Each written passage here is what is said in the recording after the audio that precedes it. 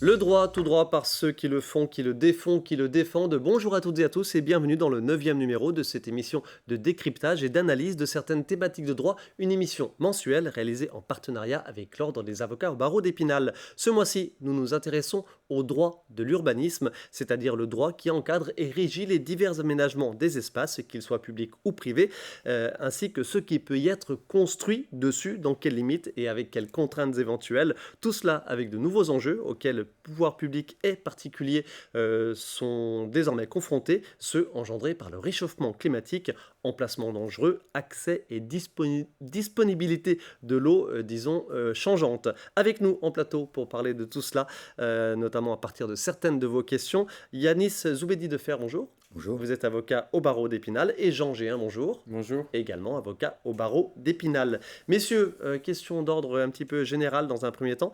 Je l'ai évoqué donc très rapidement en introduction. Jean Géhin, première chose, précisons que le droit de l'urbanisme relève principalement, de façon pure et dure, du droit administratif. Un petit mot là-dessus tout court. Oui, bien sûr, du droit administratif, parce que du droit mis en œuvre par l'administration qui décide, l'État, les collectivités, les syndicats mixtes locaux, comment on va organiser le territoire, comment on va organiser la vie humaine sur un territoire donné. Et ça se décide bien sûr à l'échelle d'une ville, d'une intercommunalité. Et puis l'État a bien sûr, comme toujours, son mot à dire aussi sur ce type de réglementation. Je l'ai dit en introduction, grosso modo, organisation des espaces et organisation et autorisation de ce qu'on y met dessus. Oui, c'est une bien bonne sûr. définition Oui, très de bonne l'urbanisme de définition. façon globale. Comment s'organise la vie humaine sur un territoire donné. Et la vie humaine, c'est l'habitation, c'est aussi les espaces naturels, les espaces agricoles, les espaces économiques, industriels. Et c'est tout cela que le droit administratif doit régir. Mais Yanis Zoubedi de Fer, certaines entorses de ce droit à l'urbanisme peuvent engendrer des procédures au pénal. On y reviendra un peu plus longuement en fin d'émission, mais juste deux mots.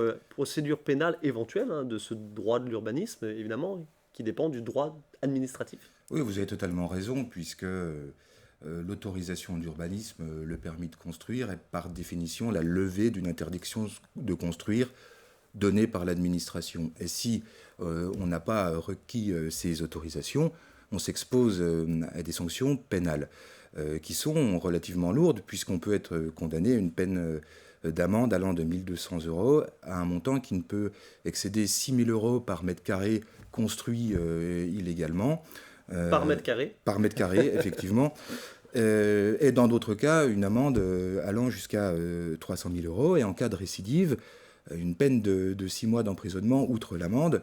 Et il y a la remise en état aux frais de la personne qui a fauté et parfois aussi la publication de la condamnation dans un journal à ses frais aussi. N'en dites pas plus pour l'instant, on va revenir un peu plus en détail sur les éventuelles poursuites et les condamnations au pénal si on se joue un petit peu de ce droit de l'urbanisme. Allez, on passe à certaines questions très concrètes de certains de nos téléspectateurs qui vont effectivement nous permettre d'être incollables ou quasi incollables désormais en matière d'urbanisme. Jean Géhin, une question de Martine de Remiremont.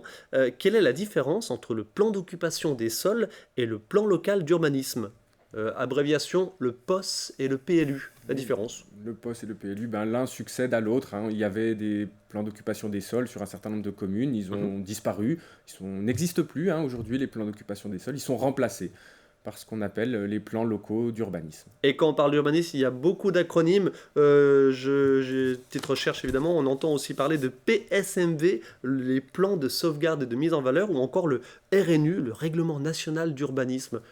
Grosso modo, dans cette jungle de sigles qui gère l'urbanisme. Oui, il y a effectivement beaucoup d'acronymes. Alors, le RNU, on peut en parler, c'est le Règlement national d'urbanisme. C'est justement les règles d'urbanisme qui s'appliquent dans l'ensemble des communes, territoires qui ne sont pas couvertes par un plan local d'urbanisme. Donc là, ce sont des règles fixées par l'État qui s'appliquent lorsqu'il n'y a pas de PLU.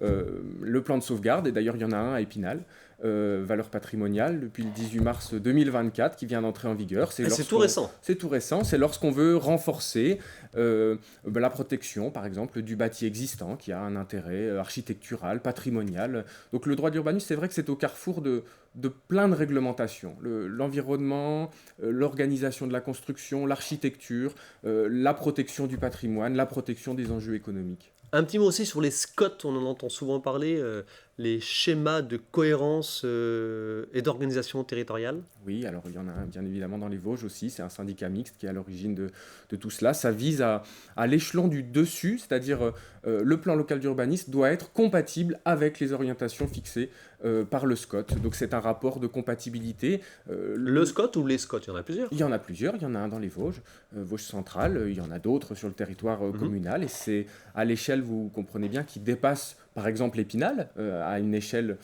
plus large, qu'on va décider comment on organise aussi les choix d'aménagement sur un territoire donné, en l'occurrence ici les Vosges centrales. Allez, je me suis trompé dans le sigle, c'est tout simplement schéma de cohérence territoriale, hein, il n'y a pas le mot organisation. Le SCOT-CO, c'est pour cohérence.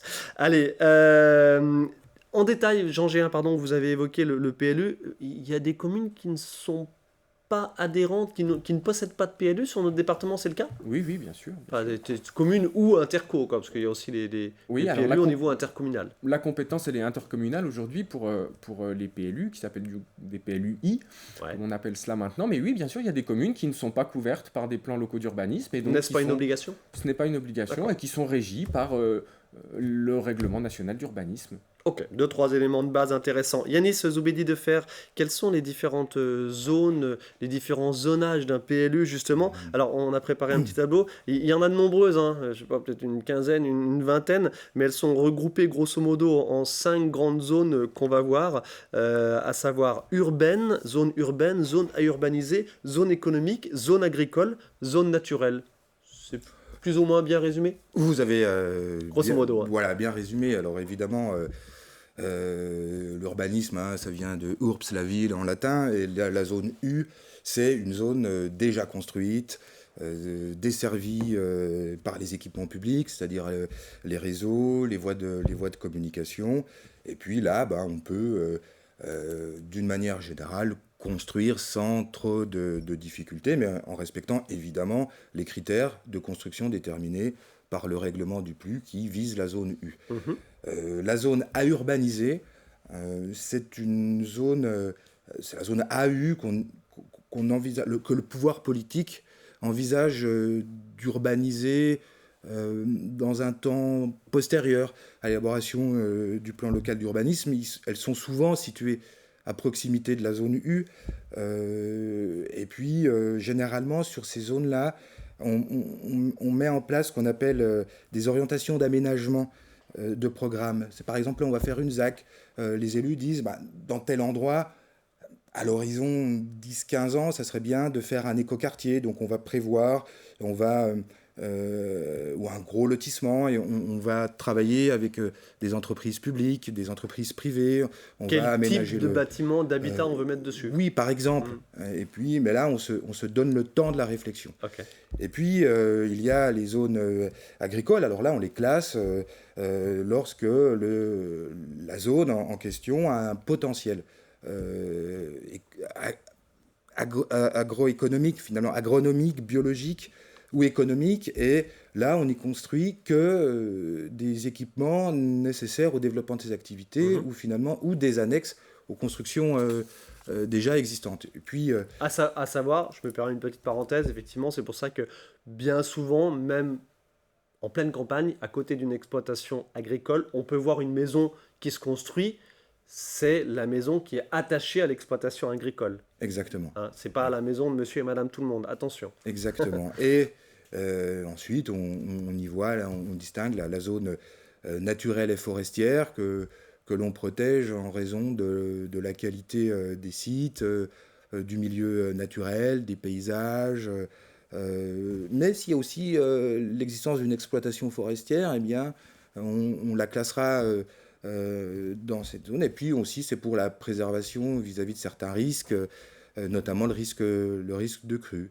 Et puis après, quand il y a un contentieux, ben, le juge va vérifier si le classement est bien fait selon les critères et s'il n'y a pas d'erreur manifeste d'appréciation. Allez, vraiment une lecture très globale de ces 5 types de grandes zones, mais c'est intéressant de rentrer dans le détail, évidemment, et chaque zone, chaque typologie de sol a sa petite ligne qui va bien.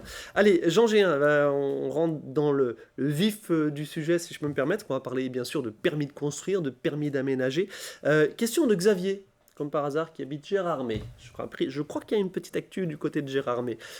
Question de Xavier de Gérardmer. Je possède un terrain qui était constructible, mais avec les nouvelles règles d'urbanisme, il ne l'est plus, ou il ne le sera plus, on va en parler. Est-ce contestable? Sinon, puis-je espérer une sorte d'indemnisation? Alors, beaucoup de questions dans cette question. On rappelle la situation. Alors, Gérardmer, certes, mais il y a plein d'autres communes où c'est le cas. Et évidemment, c'est une actu là depuis quelques mois, depuis un an maintenant, sur le massif, à savoir les limitations d'urbanisation, de construction sur ces zones touristiques importantes, donc avec une pression foncière et des enjeux, comme je l'ai dit en introduction, environnementaux de plus en plus importants. Deux mots sur l'état d'esprit global. Effectivement, alors le droit de l'urbanisme, c'est avant tout une restriction au droit de propriété. Vous êtes chez vous, mais vous ne pouvez pas y faire tout ce que vous voulez. Il y a des règles pour construire ou non à tel ou tel endroit du territoire communal. Alors, je vais vous parler de Gérardmer. Il y a effectivement des enjeux touristiques, bien évidemment, économiques aussi dans cette zone du massif. Alors, lorsqu'on est propriétaire d'un terrain constructible, eh bien, très bien, ce terrain vaut quelque chose, il a une certaine valeur, et puis si la mairie décide qu'il ne le sera plus, eh bien, il aura bien évidemment une valeur moindre. J'essaye de répondre à la question. Est-ce que c'est indemnisable? Non, le grand principe, c'est que ce n'est pas indemnisable. Ce n'est pas indemnisable si la décision de la mairie est légale. De la même manière que vous allez enrichir votre patrimoine si votre terrain qui était non constructible le devient, eh bien la réciproque est vraie aussi. Si votre terrain était constructible et qu'il ne l'est plus, eh bien la mairie ne vous doit strictement rien. Mais à une condition bien sûr, il faut que cette décision de la mairie, elle soit légale. Il faut qu'elle soit valable. Et si elle n'est pas valable, eh bien il y a effectivement tout un tas de procédures qui sont susceptibles d'être mises en œuvre pour contester, eh bien, comme le disait mon confrère, le classement qui aura été décidé, attribué par la commune à telle ou telle zone et partie de son territoire. Et au regard, pardon, de cette actu d'importance, alors toute passée, présente, mais surtout future, sur Gérardmer, pour ne pas la citer, il y a une histoire de interdire les constructions, l'aménagement, geler l'aménagement au-delà de 700 mètres. Je précise que le centre-ville de Gérardmer, il est à 625 mètres. Donc, grosso modo, on arrive très très vite, dès qu'on prend un tout petit peu de hauteur, on arrive très très vite sur ces zones où il ne pourra plus rien se passer. C'est en cours de validation par les autorités municipales et intercommunales, à savoir bien sûr la commune et l'interco, pardon. C'est incessamment sous peu, là. Tout ça n'a pas été encore voté par la commune ni par l'interco, mais ça va venir. Et en attendant, tout est gelé. Oui, alors les décisions ne sont pas encore entrées en vigueur juridiquement. Il faudra que le conseil municipal vote l'entrée en vigueur de ces nouvelles dispositions. Tout intéressé disposera d'un délai de 2 mois à compter de la décision du conseil municipal s'il veut engager des recours. Mais en l'état, les décisions Donc pas d'affaires judiciaires engagées à ce jour. Sur cette problématique. Parce qu'il n'y a rien à attaquer encore. Alors sur cette problématique de l'altitude, effectivement, les règles ne sont pas encore en vigueur.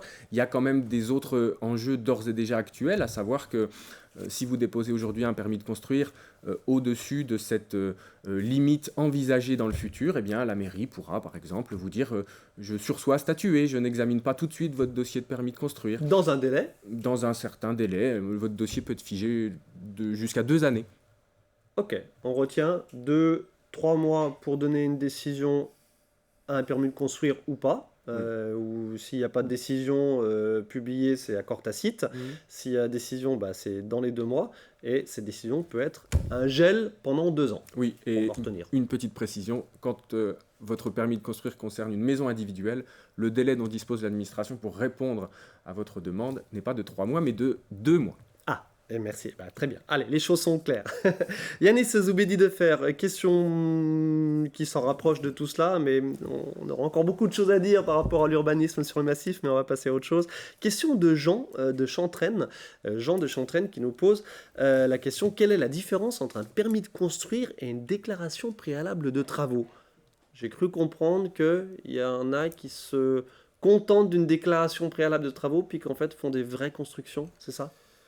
Ça peut être ça, et comme son nom ne l'indique pas, la déclaration préalable est bien une autorisation d'urbanisme au même titre qu'un permis de construire. C'est pas parce qu'on déclare faire des travaux que le maire ne prend pas de décision. On déclare les travaux, on attend qu'il n'y ait pas d'opposition à cette déclaration préalable. S'il y a une opposition, on n'a pas l'autorisation de construire. Sous quel délai ? Je crois que la déclaration préalable, c'est un mois de délai d'instruction. Okay. Et la déclaration préalable, c'est un permis de construire allégé, en quelque sorte, pour des constructions qui sont d'une moindre ampleur. Par exemple, lorsqu'on veut faire une extension, qu'on est entre 5 mètres carrés et 20 mètres carrés, c'est la déclaration préalable. Quand on veut construire une terrasse, un carport, une piscine entre 10 et 100 mètres carrés, à condition qu'elle ne soit pas d'une hauteur supérieure à 1,80 m, ou pour les murs de plus de 2 mètres de hauteur, là c'est le permis de construire, en dessous c'est la déclaration préalable. Après, faut bien regarder les textes, mais la déclaration préalable, c'est une autorisation d'urbanisme, c'est un permis de construire allégé, donc il ne faut pas non plus considérer que le fait de déclarer les travaux suffit à nous permettre de les faire. Qu'est-ce qu'on risque si on pense, si on engage des travaux en faisant juste une déclaration préalable de travaux et qu'on attaque sans avoir eu la réponse, par exemple, de la commune ? Eh bien, un maire va constater ça, il va prendre un arrêté interruptif de travaux en disant « vous arrêtez tout de suite de construire ». Il va, si le parquet est diligent, il va, au titre du Code de procédure pénale, l'article 40, saisir le procureur de la République en disant « attention, moi j'ai un problème d'urbanisme ». Le procureur, d'une manière générale, ce que font les parquets, dit « madame, monsieur, on vous laisse un délai pour vous mettre en conformité ». Si la personne ne s'est pas mise en conformité, ou si la mise en conformité est impossible, ce qui est possible, puisque si le projet ne correspond pas aux règles autorisées, eh bien là, il y a des poursuites et qui sont engagées conformément à l'article 480-4 du Code de l'urbanisme dont on a parlé en introduction, avec les peines d'amende, la remise en état, la démolition, la publication du jugement dans un journal. Voilà. Ok, effectivement, ce que vous avez déjà précisé, mais ça vaut pour ce cas-là. Jean Géhin, question de Claire, de Harold. Comment contester,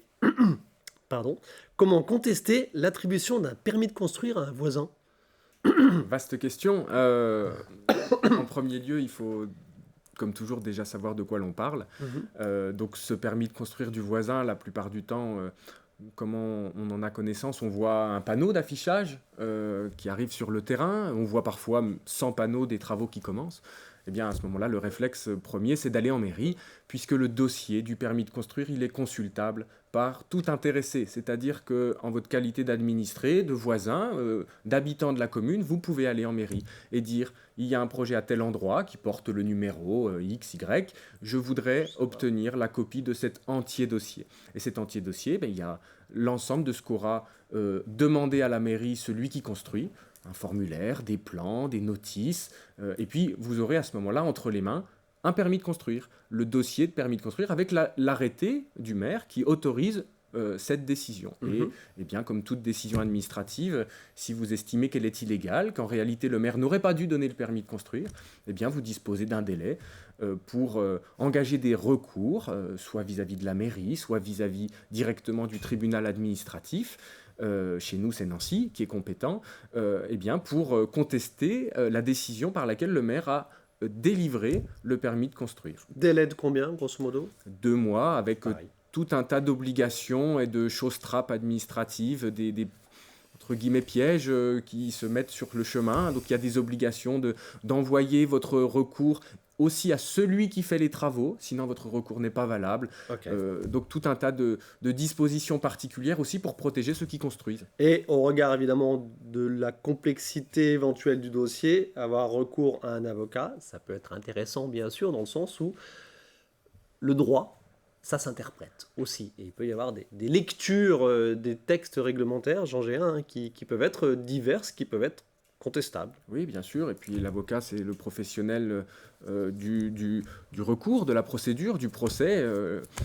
Chacun son métier. Et j'ai envie de dire, faire un recours, c'est pas anodin. Il y a des enjeux financiers, il y a des enjeux aussi à long terme sur une procédure, sur les coûts d'une procédure, sur les condamnations qu'on peut avoir à supporter si on perd son procès. Voilà, se lancer dans une procédure, c'est toujours quelque chose de lourd. Et naturellement, il faut être conseiller avant et puis savoir, essayer d'évaluer ses chances de succès, quels arguments on peut faire valoir. Le but, c'est jamais de faire un recours pour faire un recours. On fait un recours si on estime qu'on a des chances de gagner. Yanis Zoubedi de Fer, quels sont, question pas préparée, mais quels sont globalement les items, les éléments dans des procédures comme ça de contestation de permis de construire attribués à un voisin, à un ou des voisins? Alors d'une manière générale, moi je défends les permis qui ont été attribués et on voit un certain nombre de moyens, des arguments juridiques qui sont soulevés.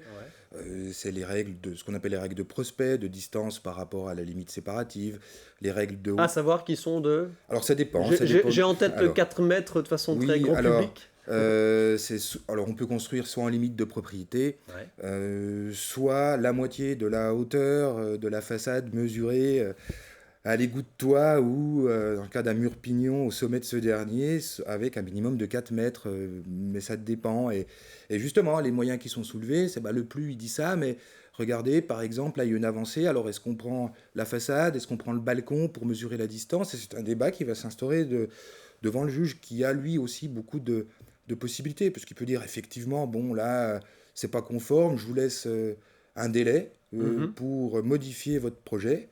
Et puis, si on modifie, peut-être que le permis sera sauvé. Et puis, si on ne modifie pas, le juge annulera. Voilà. Sinon, on soulève aussi, on dit l'auteur, le signataire du permis n'avait pas la compétence pour le faire. Vous voyez, mais ça, c'est effectivement, mon confrère a raison. C'est quand on a vu le dossier qu'on peut savoir où aller et conseiller au mieux le requérant potentiel. Ok, très intéressant, passionnant, mais aussi très technique. Oui. Avec, je réitère de nouveau, parce que ça a son importance, du technique, mais qui peut avoir une lecture diverse de la part des avocats, de la part du juge administratif, de la part des avocats de l'autre partie, etc. À suivre, Yanis Zoubedi de Fer. Dernière question, elle nous vient de Ricardo de Mirecourt. C'est une question, on va dire, plus... d'ordre fiscal, comment est calculée justement l'imposition fiscale d'un bien foncier et qu'est-ce que je risque s'il n'est plus conforme? L'imposition fiscale d'un bien foncier, à savoir, je sais pas moi, une grange par exemple, j'imagine une grange ou une maison au rez-de-chaussée de laquelle on fait un appartement. Est-ce que cet appartement doit être déclaré? Comment ça marche? Alors, Si on est il y a aussi le distinguo neuf, rénovation. Oui. Alors, je dirais 2 mots là-dessus. Alors, déjà, d'abord, dans l'intérêt de Ricardo, on considérera qu'il ne s'appelle pas Ricardo et qu'il n'habite pas Mirecourt. Oui, c'est pas faux. Alors, un impôt, c'est un taux qui est appliqué à une base. Et pour la taxe foncière sur les propriétés bâties, la base correspond à la moitié de la valeur locative du bien, la valeur locative cadastrale, calculée forfaitairement à partir de la valeur locative qu'on a déterminée du marché locatif en 1970. Donc les bases ne sont pas à jour. D'accord. Cette base, et c'était pour les propriétés non bâties, c'est 1961. Parce que l'administration fiscale ne peut pas mettre à jour toutes les bases. Alors ça augmente forfaitairement au cours des années. Et normalement, la personne qui réalise des travaux doit déclarer à l'administration fiscale la prise de valeur de son bien. Et s'il ne le fait pas, il s'expose à ce qu'on appelle une amende fiscale. Je crois que de mémoire, elle doit être à peu près 150 €, plus un recalcul de sa base de manière rétroactive. Et je crois que la loi fiscale et la sanction fiscale, c'est 3 ans à la prescription fiscale de mémoire. Et ce qui explique pourquoi, par exemple, lorsqu'on habite dans une grande ville, dans un superbe appartement, on dit tiens, c'est bizarre, j'ai pas une grosse taxe foncière sur les propriétés bâties, parce qu'à l'époque, quand on a déterminé les bases, par exemple, les toilettes étaient sur le palier, donc ça faisait baisser la valeur locative. Mais depuis, les gens ont fait des travaux, ont agrandi, les chambres de bonne ont été ouvertes, cassées, on a des belles hauteurs sous plafond, on a des mezzanines. Mais tout ça, l'administration fiscale ne le sait pas. Elle reste sur la base de 1960, qui augmente certes de manière forfaitaire, mais qui n'est pas à la valeur réelle du bien. Il y a eu une petite évolution, c'est l'année dernière, où Pardon, mais au niveau de l'État, des impôts, il y a eu ces fameuses déclarations de biens fonciers. On a le sentiment qu'il y a une envie de remise à plat et Bien sûr. de dresser une nouvelle photographie des logements en France. Exactement. Ouais. L'administration fiscale essaie. Elle a la possibilité désormais de croiser certains fichiers, notamment Mhm. ceux de l'urbanisme. Et puis il y a des données en accès libre. Géoportail, pour ne pas le citer, Google Earth, on le voit. On dit, bah, attendez, lui, il ne m'a pas déclaré sa piscine, je le On vois. fouille un petit peu sur Exact. Airbnb, pour ne pas le citer. Exactement. Et l'administration fiscale, c'est une des meilleures administrations françaises. Ah, ok, allez, donnez-nous un exemple.